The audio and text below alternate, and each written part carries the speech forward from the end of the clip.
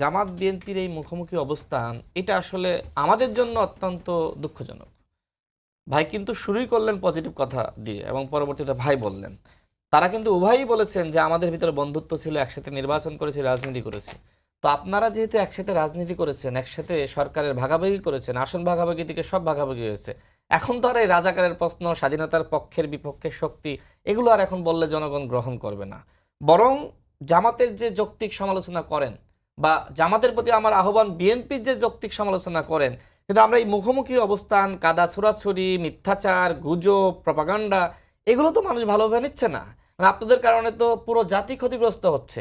আপনারা কেন এই জুলাই সনদ নিয়ে ঐক্যমতে আসতে পারতেছেন না? আপনি বলতেছেন যে 106 অনুযায়ী হাইকোর্টে যেতে হবে, আর আপনি বলতেছেন যে বিশেষ সাংবিধানিক আপনার অর্ডার হতে হবে। তো জামাত বিএনপির এই মুখোমুখি অবস্থানে তো আজকে জুলাই সনদ বাস্তবায়িত হচ্ছে না, আইনগত ভিত্তি হচ্ছে না।